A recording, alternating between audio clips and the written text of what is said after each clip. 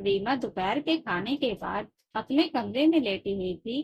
तभी उसकी सास कमरे में आई और कहने लगी, बहू, जब तुम्हें कोई काम करने का ढंग नहीं आता है तो तुम अपनी ननद से नहीं पूछ सकती क्या?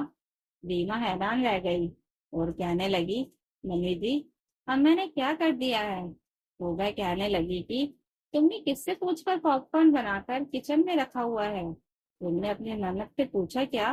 वह कहने लगी, मम्मी जी, मुझे पॉपकॉर्न खाने का मन कर रहा था तो मैंने बनाकर खा लिया और आप लोगों के लिए रखा हुआ है।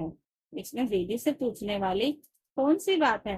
तब उसकी सास चिढ़ गई और कहने लगी कि तुम मेरी बेटी को महत्व क्यों नहीं देती हो? उसे कहीं बुरा न लग जाए। माना कि उसका तलाक हो चुका है, लेकिन इसका मतलब यह नहीं है कि वह घर की सदस्य नहीं है। उसका महत्व दिखाने के लिए तुम हर एक काम करने से पहले उससे पूछ नहीं सकती हो क्या? रीना बहुत हैरान रह गई, क्योंकि जब से उसकी ननद का तलाक हुआ था, वह मायके में रहने के लिए आई थी, तब से वह उसकी ननद नहीं बल्कि उसकी सास बनने की कोशिश कर रही थी। उसे चुप देखकर उसकी सास आगे बोली, और सुनो, आज शाम को कुछ मेहमान घर पर आने वाले हैं, तो तुम अपनी ननद से पूछ लो कि खाने में क्या क्या बनाना है। रीमा धीरे से बोली, जी मम्मी जी, मैं पूछ लेती हूँ। रीमा अपनी ननद से पूछने के लिए गई तो उसकी ननद ने उसे पकवानों की लंबी सी लिस्ट बता दी। तब रीमा बोल पड़ी, दीदी, बाकी सब तो ठीक है, लेकिन इडली में सूजी वाला ही बना पाऊंगी, क्योंकि इतनी जल्दी दाल चावल वाली इडली तो बनेगी नहीं। उसकी ननद बोल पड़ी, भाभी, तुम्हें तो कोई काम करने का ढंग ही नहीं है। अरे, बाहर से तैयार इडली का घोल लेकर आ जाओ। वह बोल पड़ी, दीदी, अभी इतना समय नहीं है कि मैं बाहर से इडली का घोल लेकर आऊं। आप कुछ और बनाने के लिए बोल दीजिए। और उसकी ननद गुस्से में कहने लगी कि तुम मुझसे जुबान क्यों लड़ाने की हिम्मत मत करना, वरना मेरी माँ और भाई इस घर में तुम्हारा जीना मुहाल कर देंगे। यह मत सोचना कि मैं तलाक लेकर आई हूँ तो इस घर में मेरा मान सम्मान कम हो गया है। अभी भी तुम्हारा पति तुमसे ज्यादा मुझसे प्यार करता है।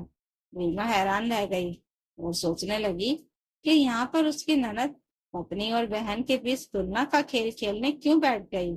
उसका पति विवेक बहुत अच्छा था। वह अपने सारे फर्ज निभाता था और अपनी पत्नी से भी बहुत प्यार करता था। यह बात उसके तलाकशुदा ननद को फूटी आंख नहीं सुहाती थी और वह जानबूझकर रीमा को परेशान करती थी ताकि घर में कलह का माहौल बना रहे। और वह बीच बीच में विवेक को भी भड़काती रहती थी।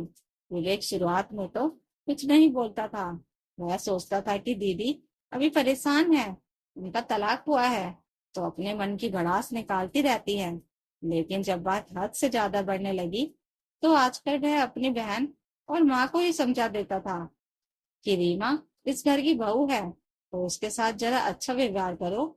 इस बात से उसकी ननद और भी ज्यादा चिढ़ जाती थी।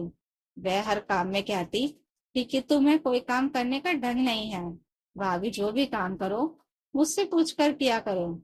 उसकी सास भी बेटी के बहकावे में आकर कह देती थी कि बहू, तुम्हें तो गृहस्थी संभालने का ज्यादा ढंग है नहीं। मेरी बेटी तुमसे बड़ी है तो हर बात अपनी ननद से पूछ कर ही किया करो। अब घर में एक चटनी किस चीज की बनेगी से लेकर घर में क्या क्या राशन का सामान आएगा और सब्जी कौन सी आएगी, यह सारे छोटे छोटे फैसले भी वह अकेले नहीं ले पाती थी, बल्कि उसे हर काम ननद से पूछना पड़ता था। और जब वह ननद से कुछ पूछने जाती थी तो उसकी ननद चार तरीके की बहस अलग करती थी और उसे ज्ञान देते देते उसके पुराने कामों में भी कमियां निकालने लगती थी।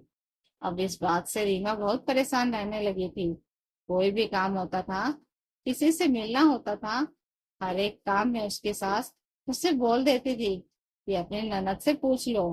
वह सास को मान सम्मान देने के लिए पूछने जाती थी कि मम्मी जी, आज खाने में क्या बनेगा, तो भी वह पलट कर कह देती थी कि अपनी ननद से पूछ लो। अब कभी कभार तो उसकी ननद कहती थी कि सब्जी में कितने आलू पड़ेंगे और कितने प्याज पड़ेंगे, यह भी मैं ही बताऊंगी। और वह भी किचन में नहीं जाती थी कि सारा सामान लेकर पहले ननद के पास जाओ, फिर एक एक करके उसे सामान निकाल कर देती थी। अब इतना सारा सामान ननद के पास लेकर जाओ, फिर उसे रसोई में टाइप करो। रीमा बहुत परेशान हो गई थी, इसलिए उसने सोच लिया था कि अब वह इस बात के खिलाफ आवाज उठाकर रहेगी। ऐसे ही एक दिन दोपहर के खाना बनाने का समय हो रहा था, तो रीमा अपनी सास के पास गई और कहने लगी, मम्मी जी, आज दोपहर के खाने में क्या खाएंगे आप? तब उसकी सास कहने लगी, बहू, अपनी ननद से ही पूछ लो। उसकी ननद वहीं पर लेटकर मोबाइल चला रही थी। वह बिस्तर पर लेटे लेटे बोली, भाभी, एक काम करो, आज कढ़ी चावल और भिंडी की सब्जी बना लो और सामान लेकर यहाँ पर आ जाओ, मैं निकाल देती हूँ कि सब्जी में कितना मसाला, आलू, नमक वगैरह पड़ेगा। तब रीमा खींच गई और कहने लगी, दीदी, किचन से सारा सामान यहाँ तक लेकर आने में बड़ी दिक्कत होती है। मैं जो भी बनाना है खुद से बना लूंगी। मेरी माँ ने भी मुझे खाना बनाना सिखाया है। तब उसकी ननद मोबाइल साइड में रखकर गुस्से से उसे घूरते हुए बोली, यह क्या बकवास है? मैं बोल रही हूँ ना, माँ देखो, तुम अपनी बहू को समझा दो। तब रीमा की सास बहू की ओर देखते हुए बोली, क्या हुआ बहू? अगर मेरी बेटी तुम्हें यह सब बता देगी तो तुम छोटी नहीं हो जाओगी। मेरी बेटी तो तुम्हें अपने गुण ही सिखा रही है, ना इससे आगे चलकर तुम्हें घर गृहस्थी संभालने में मदद ही मिलेगी।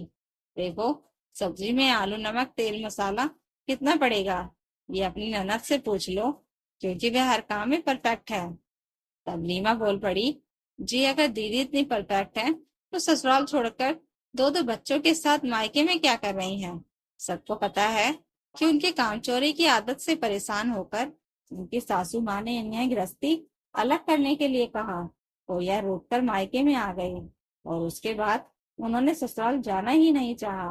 तभी तो मजबूर होकर उनके पति ने न तलाक दे दिया।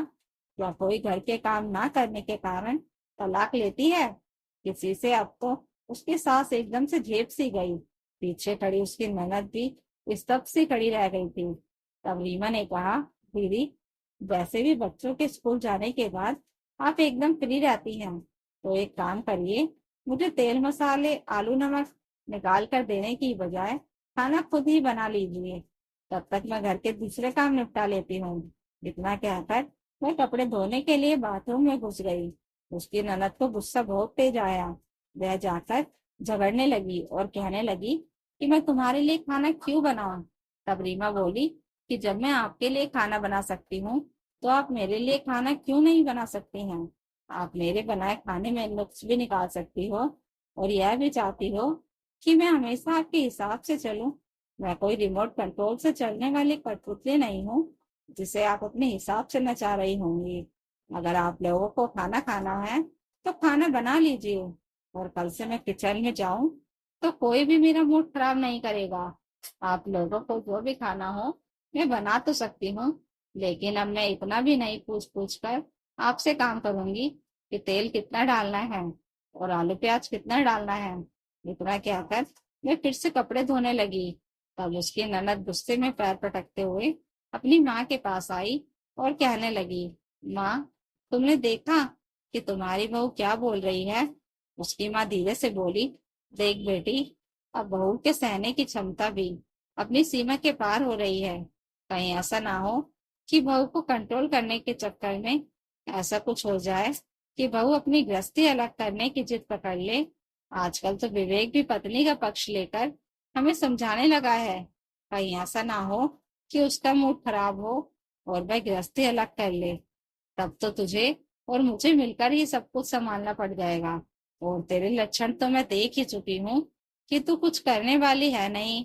तो अब जरा घर के मामलों में अपनी दखलंदाजी बंद कर दे। आगे भविष्य में क्या होगा क्या नहीं, यह तो मैं नहीं जानती, लेकिन फिलहाल हमारे सुखद वर्तमान के लिए यही जरूरी है कि बहू को जो जिम्मेदारी दी गई है उसे उसके हिसाब से निभाने दे। ननद अब मन महसूस कर रह गई, क्योंकि माँ ने भी मना कर दिया था। तो वह कहने लगी, लेकिन दोपहर के खाने का क्या होगा? यह तो कपड़े धोने बैठ गई।